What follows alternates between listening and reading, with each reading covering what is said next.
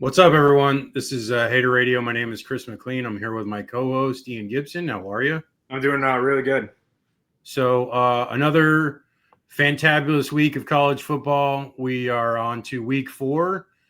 This is the preview show. Every Wednesday, we do the preview show, 8 p.m. Eastern, 5 p.m. Pacific. So we're going to break into it. Let's start with the first game we've got. It is Syracuse versus Clemson. Syracuse got smoked by Tennessee in the first game of the year. And then they played UConn, and it was close against UConn. They had to force overtime late, and then they prevailed. Angeli, I think that's how you say his name, threw for 417 yards in that game. They only ran for 44, so it's not a good look. They were inefficient on the conversion downs, and UConn was able to run the ball pretty well. I don't really like Syracuse a ton, but in this game, Clemson doesn't look great either. They're quite wounded. They lost to LSU. They lost to Georgia Tech last week. They looked better in the Tech game than they did in the LSU game. They were able to get 6.2 yards per play in the Tech game, but they kept getting burnt by Haynes King on the ground, so that was not good. They were better on conversions. They only committed 2 turnovers, but Tech was just better. Tech was 50% on third downs and had no turnovers and held the ball for a long time. Ian, what are your thoughts in this game? Yeah, so obviously Syracuse is coming in. And Joey's had a fantastic season so far. He's passed for already over 1,000 yards. He has almost 10 touchdowns already. But the offense is very one-dimensional. It's kind of make or break on him. They scored 66 on Colgate, but then they had to win in overtime against UConn, and then they got smoked against Tennessee. Clemson, the other thing to know, doing the homework on this, Syracuse has only won 1 game against Clemson when it was south of the Mason-Dixon, and that was in the Gator Bowl in 1996. They have never beaten Clemson in Clemson, and they've only beaten them once since they've joined the ACC, and that's when they upset them in 2016, I believe. I feel like, obviously, a lot of people are piling on Clemson, as they probably should. They are not having the best showing so far, but I feel like the way Syracuse wins this game is that if they make it a shootout, but I feel like Clemson's defense is going to do a good enough job to limit the, passing lanes for them. And, if it's up to, Syracuse having to win the game via the air, Clemson's going to be able to pick that up. And I think for Clemson's offense, it's about, making it simple, trying not to now have everything rely on Klubnik and more on the running game, make it more balanced, which they did in the second half against Tech and improved very big dividends. So I'm going to take Clemson in this one. Like I said, history, I usually side with it. Syracuse has never won in Clemson. I think that'll continue. I'm going to go Clemson winning. Let's do like a 30-20 victory for the Tigers. Yeah, I just like Clemson too much in this game. I think Syracuse is a fine program right now, but just the way that they played against Tennessee and the fact that they struggled against UConn just lends itself to I believe Clemson should be the better team in this game. And it might be close. It might be like a 24-20 game, similar to the Georgia Tech game last week, which I think there is similarities there. But I think this time Clemson gets the better of the game, and they win this one, like I said, 24-20. Okay, moving on, SMU, TCU. TCU's only played 2 games, so we really haven't seen much out of them. They smoked UNC the first game of the year, had 542 yards of offense, close to evenly split, both rushing and passing. They only allowed UNC to convert 20% of the time. And conversely, they were able to convert 8 of 12. They forced 3 turnovers. The bad thing is, though, in their other game against Abilene Christian, they allowed 453 total yards, who converted 12 of 17. But it looked like most of that was when the backups were in. So I don't know how much credence you can give to that. On the other side, SMU, they lost to Baylor in overtime and then struggled against Missouri State. Jennings threw for nearly 300 yards and 3 TDs against Baylor. They gave up 440 yards to Sawyer Robertson, which is not good, and 161 rush yards, though. Allowed a lot of conversions, 11 of 18. They didn't turn the ball over very much, only once, but they had 2 turnovers against Missouri State. So I think with this one, I'm leaning more towards TCU because TCU seems pretty hot right now. They're on a roll, but SMU is definitely dangerous. Jennings is a very solid quarterback. I'm not completely sold on TCU's quarterback yet. UNC is kind of a bad team, so it's not much to really write home about. But this game is in Fort Worth. So I believe TCU is going to have an advantage there with the crowd because even if the game was at SMU doesn't have crowds. So there's no advantage there. I think TCU's got an advantage because they actually draw a crowd. I think the game will probably be like a 35-25 game, and maybe TCU scores one late to put them over a 2-score advantage. What do you got in this game, Ian? Yeah, this old school battle, it's weird because a lot of people think Southwest Conference, but I remember when these teams were in Conference USA. Battle of the Iron Stone is what this one's called. Yeah. SMU TCU, I agree with all the points too. I feel like this one's going to be close. Usually these games with TCU and SMU usually get pretty tight. And I feel like it might be, one of those stereotypical Midwest shootouts. Hoover, I really like, though. He's very, the more accurate passer and rushing game for TCU than the offensive line. I like that more than SMU's defense right now. Obviously, they had that upset to Baylor, and I feel like TCU does have a more complete offense right now than Baylor did, and they weren't really able to run away against Missouri State. So I'm going to take TCU winning this one. I think it'll be a shootout, but I'll go Horned Frogs. Let's say 35. Let's say 35-28 for the Hypnotoads. Okay, this is a big game that I don't think many people thought coming into the year would be a big game. But Texas Tech, Utah.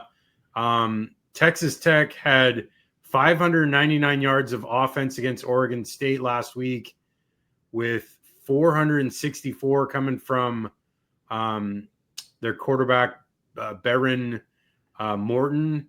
They held Oregon State to 8 yards of rushing offense, which is abysmal for Oregon State. They had a ton of explosive plays, including 3 touchdown passes of 23 yards or more. One of them was for 61.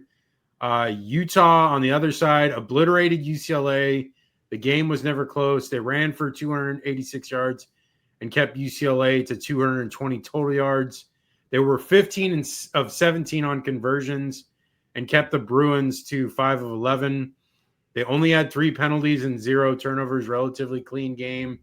Their other 2 games were against some tomato cans, so I don't really care. And Texas Tech, conversely, they had some tomato cans too. So really only those game each for them to really have a game opponent. But I like Texas Tech to be able to throw the ball a ton, and I don't think Utah is going to be able to stop that. I think Texas Tech is going to be able to throw the ball all over the field, and Utah is going to be kind of in a spin cycle trying to defend that. I think Texas Tech is going to get explosive play after explosive play. The other side of it, though, is Utah able to run the ball effectively? Because if they are, they can stay in this game.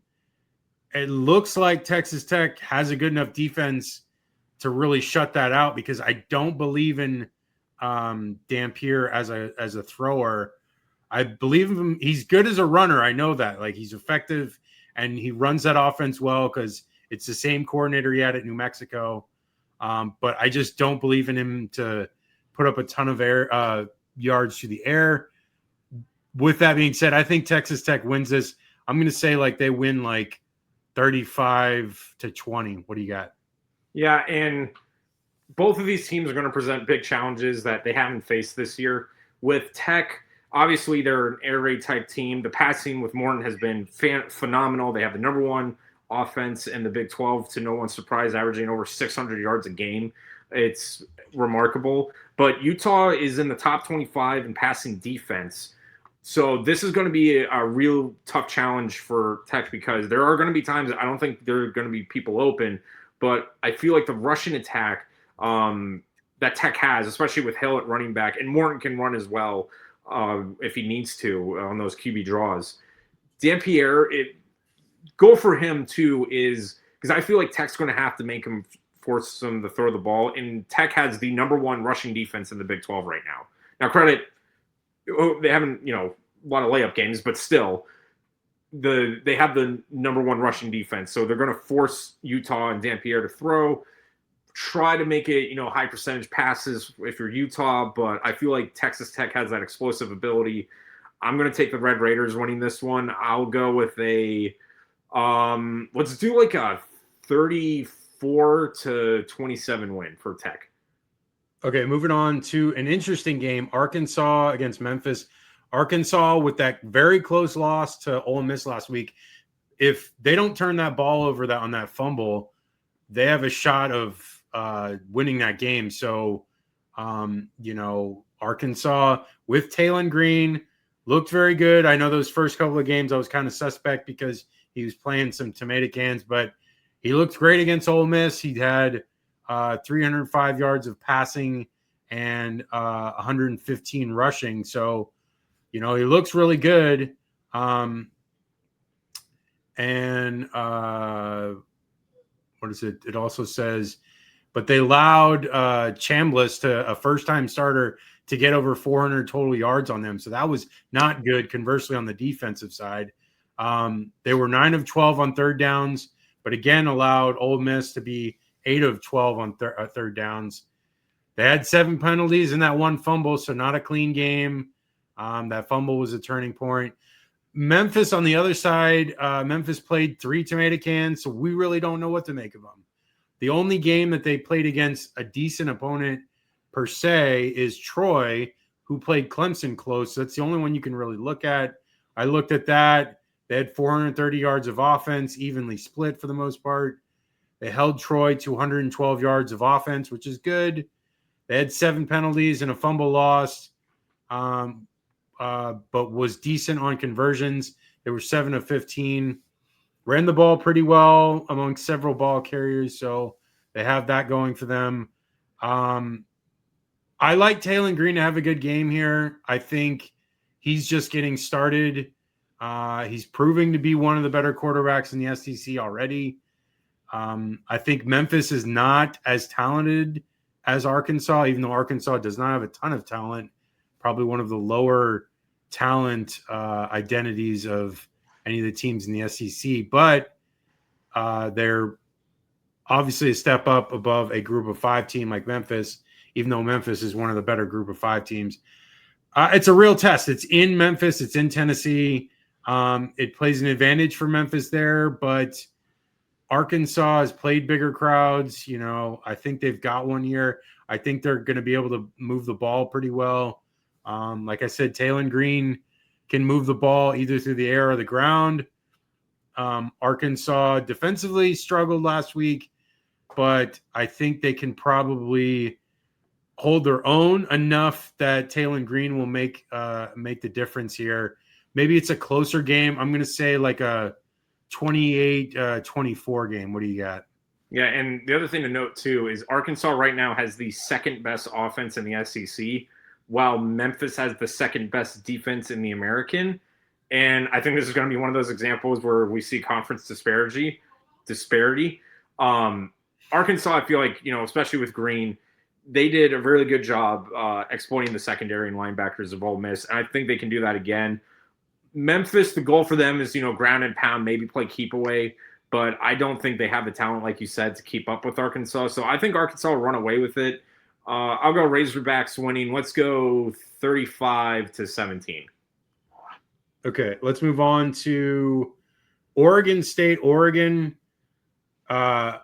State's had a really rough go of it right now. They really can't run the ball. Malik Murphy is about the only thing they got going. He can throw it, but that's all their offense really is. They can't seem to stop anyone as well. They were efficient on conversions in the Texas Tech game, but got smoked regardless of that, so it doesn't really tell you much. Oregon, in their game against Oklahoma State, they were advantaged in the yardage total 631 to 211, which is such a huge advantage of that. I mean, that's 3 times as much. They only punted the ball twice in that game. The Northwestern game,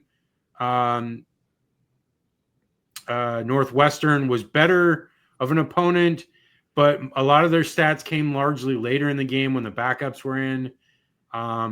Dante Moore did have an interception thrown, so that was kind of not good in that game, but they were able to force Stone to 2 interceptions. They had 0 penalties in that game, which is pretty dang good, and they were efficient on third down. So I like Oregon in this game. I like Oregon pretty big. Oregon State is just not very good this year. The Pac-12 or whatever it is called, Oregon in what Pac-2. Oregon State just a terrible team.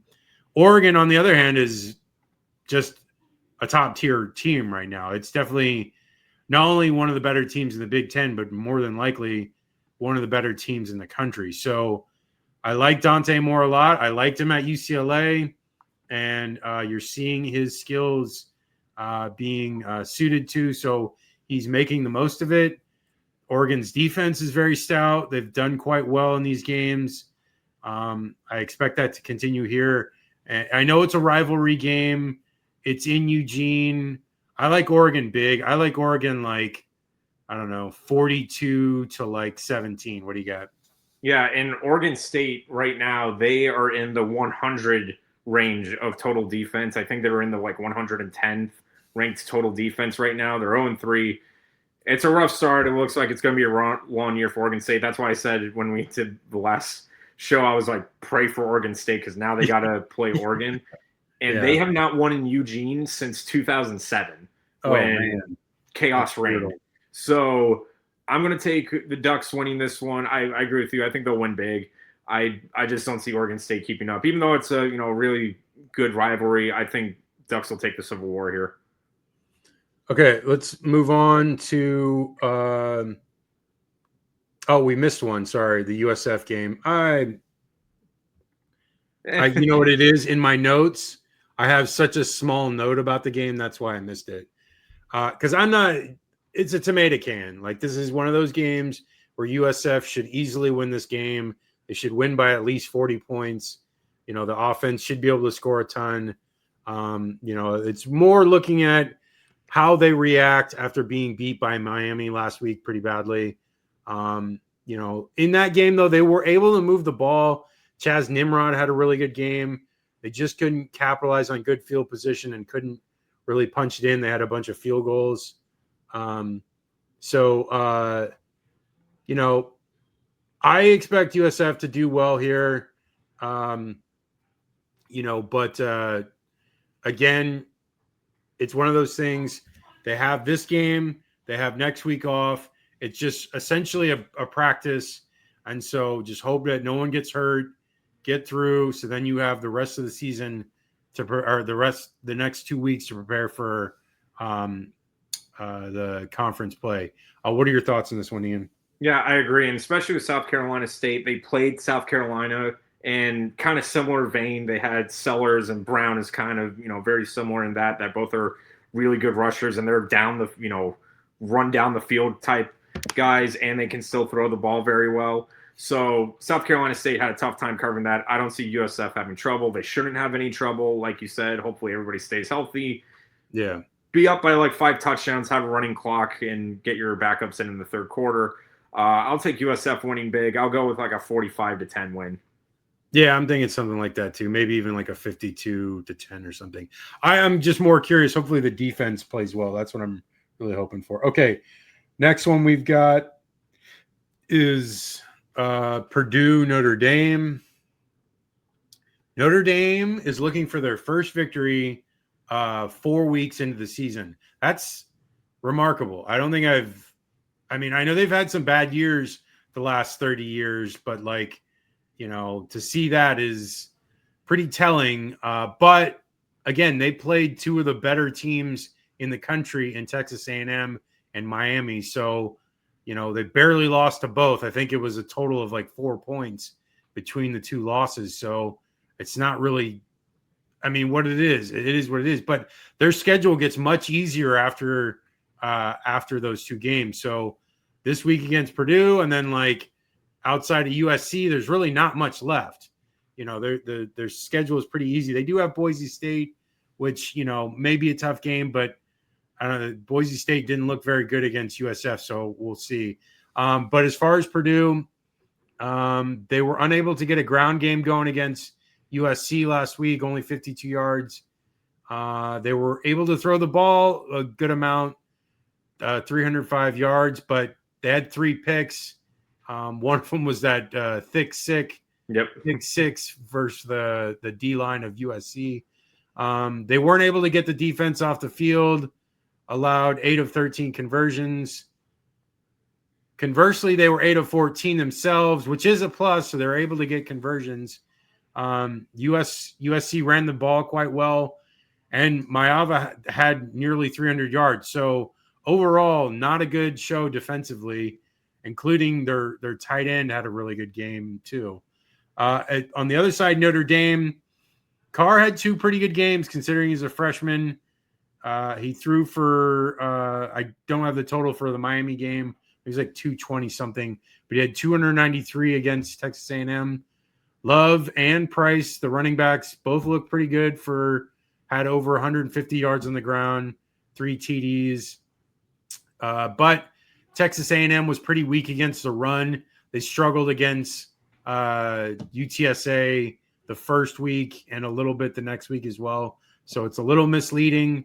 They gave up, though, Notre Dame, 488 yards, which is not good, mainly through the air for Marcel Reed. The defense made stops, and they were efficient, 9 of 15.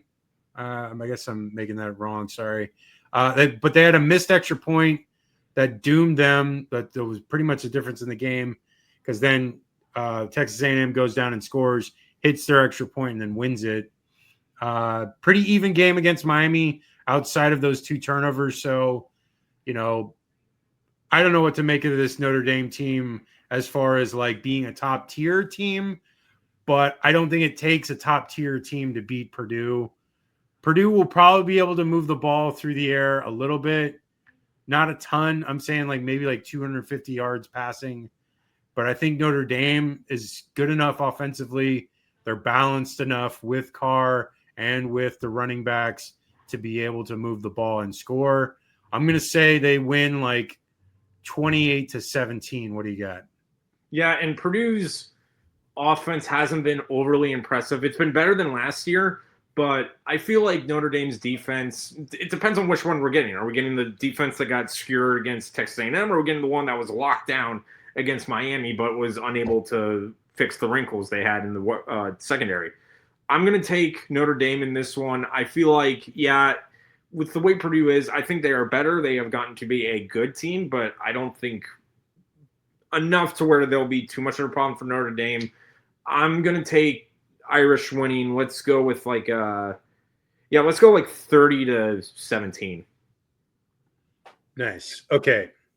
This next one, I'm gonna let you do your analysis first, and then I'll give my thoughts on this game. Yeah, and this game is really kind of a crossroads, shall we say, for both teams. Auburn off to a really good start, obviously. They're 3-0, and then Oklahoma, they got that big win against Michigan in week 2, and then obviously went on the road to Temple and won out there. and it's kind of been different philosophies. Now, Jackson Arnold, he, the former Sooner, so this is going to be his homecoming. I'm sure that's going to go over well in Norman. So now, once an ally, now an enemy, and it's really tough place to win out. We know that for sure. And Mantier has just been lining up scoreboards left and right, both with the running and the passing. I mentioned too, Mantier is giving me serious Baker Mayfield vibes, which is like his downhill running when he has to scramble out of the pocket and his ingenuity. With Auburn, the key to them is how well they do against the run of Oklahoma's defense. Now, Oklahoma's defense, when in the first couple of games, they've been pretty good. I think Oklahoma is in the top 10 in the nation in overall defense, actually, and obviously in the top 5 in the SEC. So this is going to be the biggest test for Auburn's offense with Arnold and the rushing attack. So I feel like it's in Norman. It's one of the afternoon games, and yeah, I feel like Auburn's got Cobb at running back. He's been very good, but I feel like Oklahoma will force Auburn to throw the ball, which is what they want, and I feel like there just isn't enough stuff Auburn can throw at Oklahoma that would get them unbalanced, especially on offense. So I'm going to take Oklahoma winning. I think it'll be close. The goal for Auburn is to make this a low-scoring, mud fight. Yeah. But that's going to be easier said than done. I think the Sooners pull away. I think it'll get close, maybe some feeling each other out in the first 2 quarters. But I'll take Sooners winning. I'll go with let's do like 28-17. I mean, I just feel like with this game, it feels like Auburn's a little bit of like fool's gold, because in that Baylor game, they still allowed a ton of yards by Baylor. And they somehow won that game. They ran the ball extremely well, but Arnold only had 108 yards passing. So like you said, if Oklahoma can force them to pass more and to shut down the running game, which they did against Michigan for the most part, they held Underwood to -1 yards rushing, and he's shown last week, Underwood, that he can run the ball. So I don't know. I have faith in the Oklahoma defense to be able to really stymie Auburn here. And then I also have faith in Mateer. Mateer, like, he's clearly the Heisman frontrunner. Already had a great game against Michigan and now looked amazing against Temple. And he probably will have a good game here. Like, I know Auburn's defense is good or okay, but I'm not expecting them to be like lights out against Oklahoma.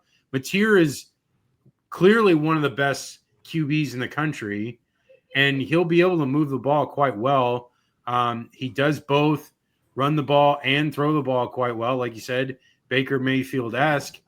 And I feel like he's going to put up at least 300 yards of total offense. And if that's the case, they should win by at least 10 points.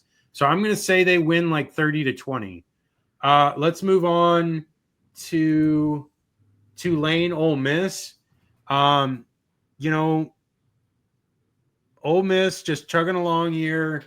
Get the win against Arkansas. Tulane undefeated. Both of these teams undefeated. This is a tough game because Retzlaff is a really good quarterback.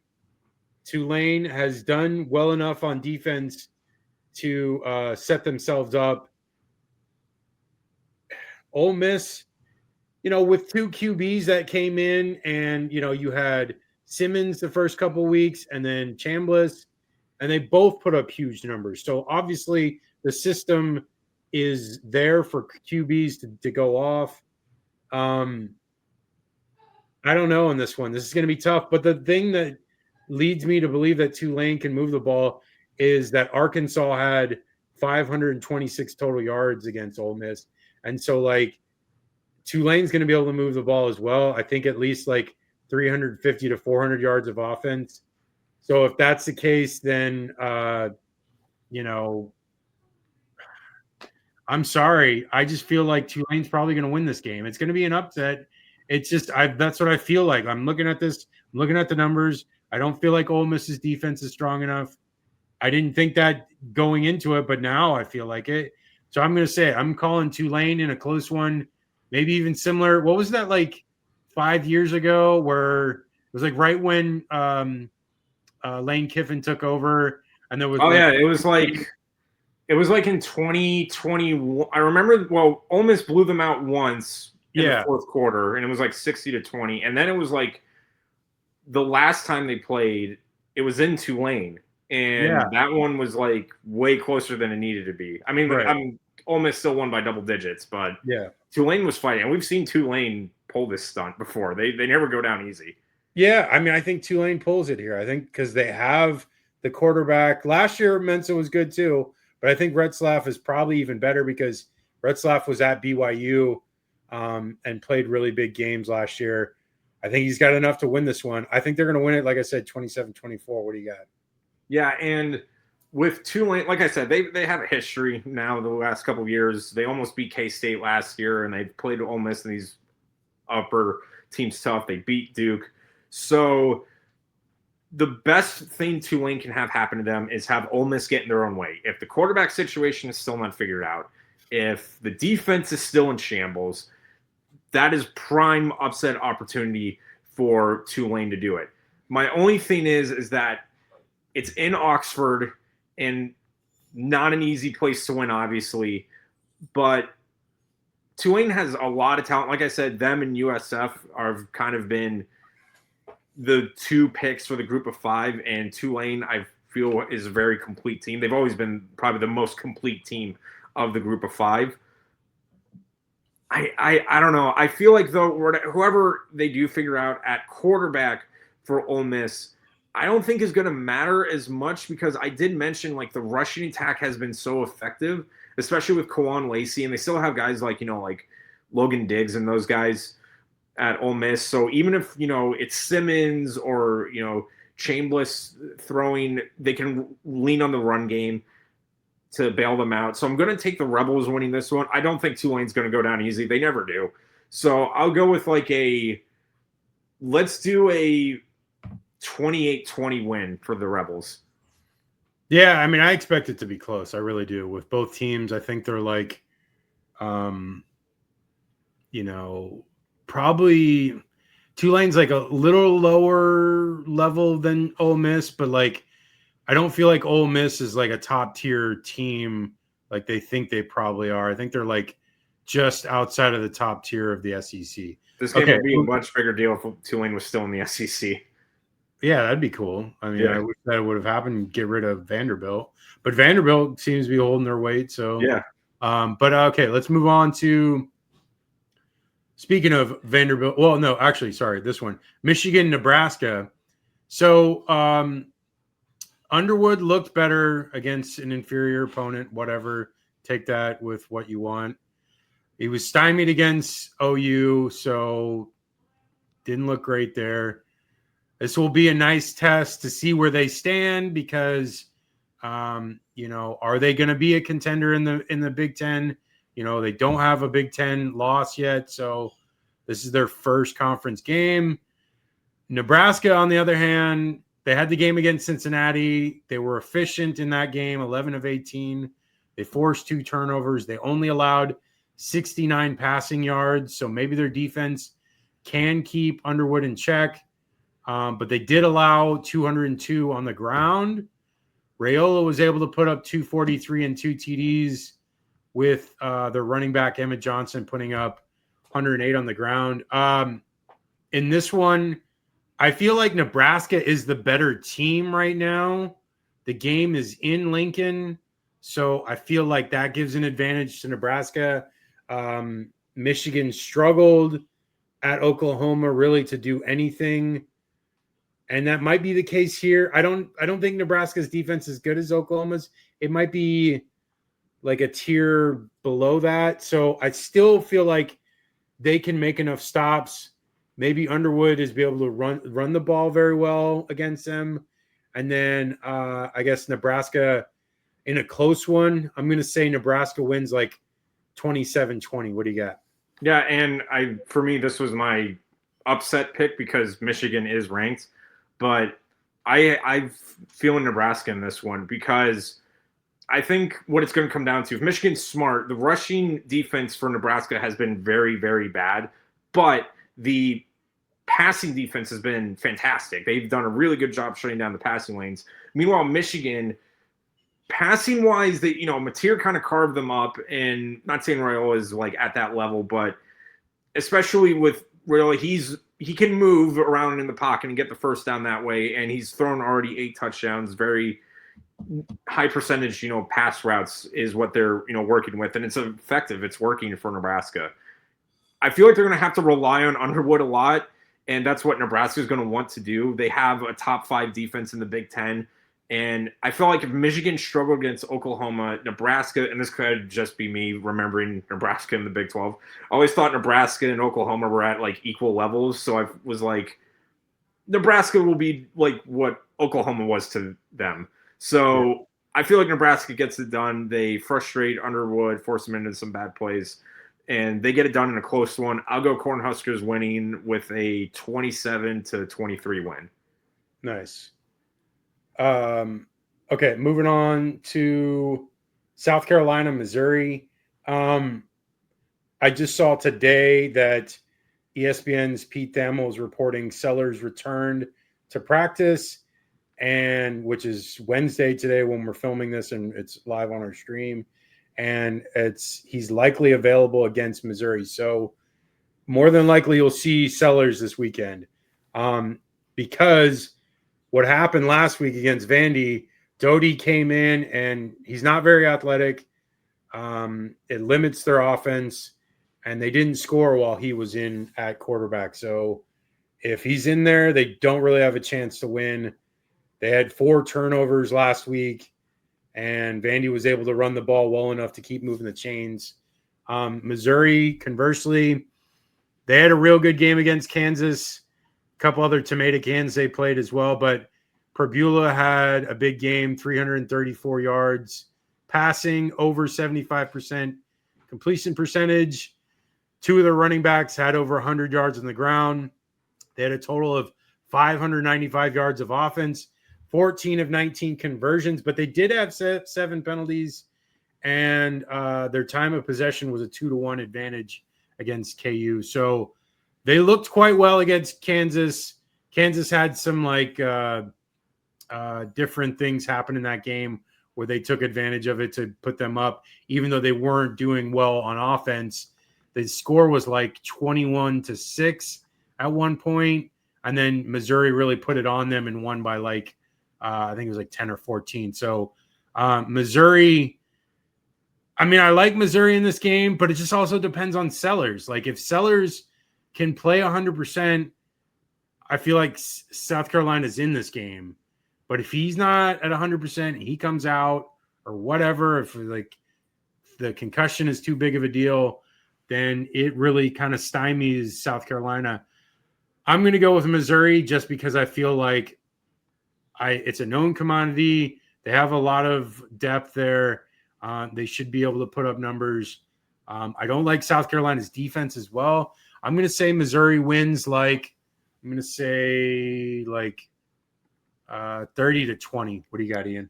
Yeah, and Sellers being out still doesn't excuse giving up 31 to Vandy. And the offensive attack that Missouri has is very similar to Missouri's. It's very balanced, but they still focus on the run. And a guy like Perbula has a lot of similarities there to Vanderbilt's. So I'm going to go Missouri. I don't see the thing is with South Carolina's defense after that showing keeping up with Missouri, because Missouri has the number 1 offense in the SEC right now. So if they couldn't do that well against Vanderbilt, I'm not feeling as comfortable against Missouri. So I'm going to take Tigers winning. I think they run away with it in the end. I'm going to go with let's go 34-24 win. Nice. Okay. I'm going to let you start with this one. Okay. Sure. So, oh God. Okay. History lesson. Florida has had struggles against Miami just throughout their history, ever since Miami became the juggernaut they were in the 80s. And for whatever reason, there was some hex after the Gator flop in Miami. They sold their soul there because they have not won in Miami since 1985. For reference, Wayne Gretzky won his first Stanley Cup that year. It's been that long. So, it's mind-boggling thinking about that, because Miami's just had Florida's number through so many of these meetings. And the annoying thing is, too, is that they don't play each other as much as they have been, and they should. That's one thing I've always said, is I would love to play Miami every year, even if they do have a better record for us. Keep rivalries as much as you can. But I don't know. I mean, even in the years where they were favored, for example, like 2003 and 2013, going into Miami Gardens, they still found a way to lose. Some crap would happen where they get in their own way. And that's been the problem with Florida now this year, is that they got in their own way. Now you've got to play a really, really tough Miami team with a really solid defense, an offense that is humming right now and has been able to exploit secondaries, and especially the linebacking core, giving Beck very good looks. And I mean, Beck already has history against Florida, so he knows what is coming against him. I don't really see, especially with the performances the last 2 weeks, that Florida can just keep up with how good Miami's defense has looked. And I just don't see them putting up enough points. I think the defense will come out to play and, give Miami some trouble, but it's not going to matter in the end. I'm going to go with Hurricanes winning. I'll be generous. I'll go like a 28-17 win for the Canes. I mean, if you look at the game last week against LSU, Florida had, a terrible game by DJ Lagway, and he had 5 interceptions. He caused 2 direct of those turnovers, 2 of those interceptions resulted in field position for a field goal for LSU, where they didn't gain much yardage, and they resulted in a field goal, and then a pick 6. So clearly he was at fault for 10 points of LSU's points, the difference in the game. And then plus, if he doesn't throw the other ones, there's a chance that maybe they're able to move the ball and score as well. So Florida, and credit to LSU as well, because they were able to force those interceptions. But I really feel like DJ Lagway struggled immensely to be able to throw the ball away, which, that's what he needs to do. Like, if it's not there, do not force it into triple coverage like the one against Trey, or, the one where he threw fading to the left and he threw it back to the right. And it was a hope and a prayer. You can't do that stuff. I know that was later in the game, both of those, but it's you cannot be forcing these into tight windows like that. Unless you're 100% certain you're going to get there. I mean, it's very Brett Favre-esque kind of game, where Brett Favre just would, keep throwing interceptions and, whatever. But I feel like Florida's defense played extremely well. Like I said, they basically held LSU to 10 points, and it was really only in 2 scoring drives. LSU had to punt the ball a ton in that game. Florida, I don't know. I mean, it's frustrating to watch this team, because there is a ton of talent there, and they seemingly are capable. The coaching seems to be lacking here. I think we've all talked about that. We know that Billy Napier just does not seem to be the guy. But I feel like Florida's going to have a chance in this game, because the defense is going to be able to do things. I feel like Carson Beck had 3 picks last year against Florida and had 2 last week against USF. I feel he's destined to throw at least 2 picks in this game, which could be problematic for Miami. I feel like Florida's secondary matches up pretty well here in this game, and I think they're going to be able to make plays, get some pass breakups, force them to get off the field on 3rd down and 4th down. I feel like Miami's defense gave up some yardage to USF. Chaz Nimrod got open quite a bit. Maybe that's something that Florida can take advantage of, getting VB3 and J. Michael Sturdivant open. We'll see there. USF wasn't able to run the ball at all against Miami, so maybe it'll be a struggle there. But I feel like Baugh is a better running back than anything that USF has. So obviously, but like Baugh should be able to put up decent numbers. They kind of went away from him. He had like a 4 point something average per carry last week. They didn't really use him a ton. They need to really kind of focus on the run game with him. I like Jackson, but Jackson struggled against LSU. I think Jaden Baugh is the one you're gonna have to go with here. Really ride him to get a bunch of rush yards.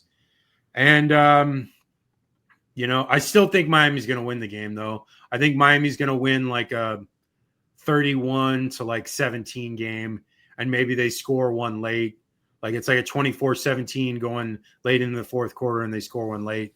But, Florida really got to get their heads out of their butt and really start performing here because it doesn't get easier from here on out. They got Texas, they got Texas A&M, they got Georgia, they got Tennessee, they got Ole Miss, they got, luckily they have Kentucky and Mississippi State. But outside of those, the games are tough. So they're going to have a really tough go here the next several 10 games or 9 games. So, all right, moving on. We've got Illinois, Indiana. I want to hear your thoughts on this one before I give my analysis. Yeah, this game I feel like is going to be a Big 12 shootout in Bloomington.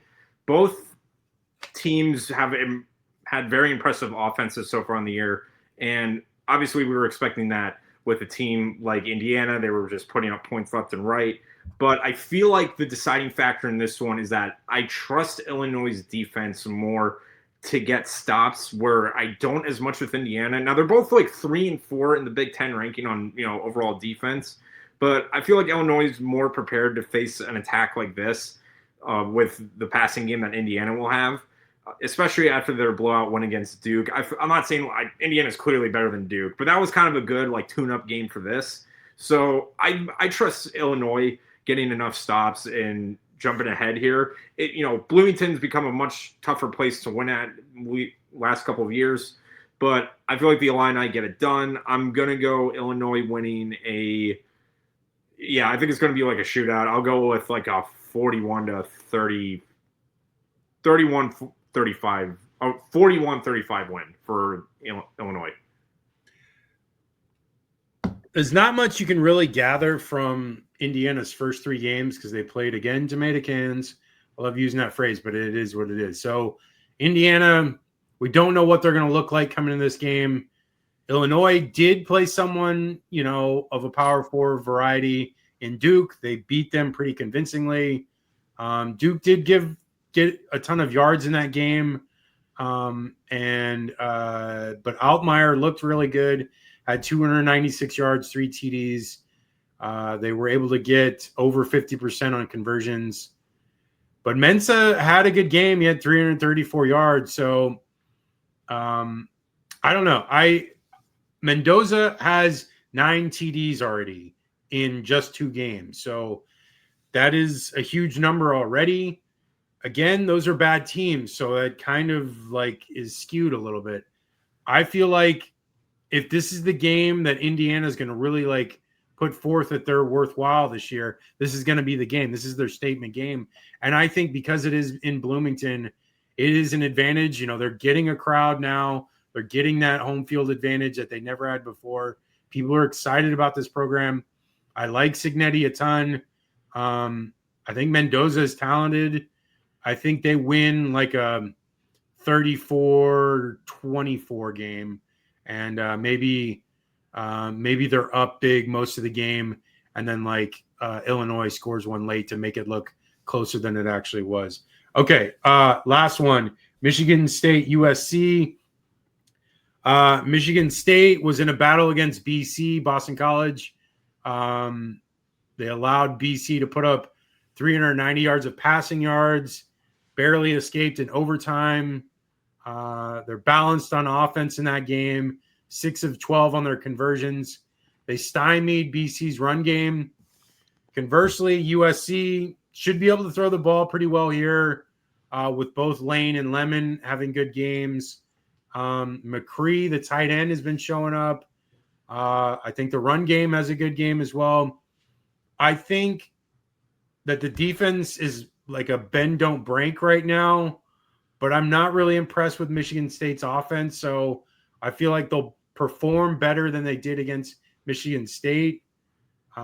They also forced turnovers, which I think they probably get a couple here in this game. So I'm going to say USC wins like 38 to like 20. What do you got? Yeah, and if this was in East Lansing, I'd be a little more worried because USC has just had trouble on the road against these Big Ten teams up north. But I feel like it's in LA in the Coliseum, and yeah, Mensa I think is just going to be too good. They struggled against BC, Michigan State did, and I think with the offense they have and how well the defense is looking now for USC, they'll be able to run over Michigan State. I'll go with the Trojans over the Spartans. I'll go with let's do like a 35 to 35-19. Maybe score like that. Nice. Okay. That is the show, y'all. Catch us Sunday, 8 p.m. Eastern, 5 p.m. Pacific on all the social media formats. Type in Hater Radio to find us on all the social media formats. Haterradio.com for all of our articles. I might have something coming up. I haven't done one in a little bit, so we'll have something there. Ian, what's your social again? Yeah, at G5 Gibson on Twitter and at G_Gator_G on Instagram and YouTube. Nice. So catch us there. Enjoy these games, and we'll talk to you guys on Sunday. All right, take care.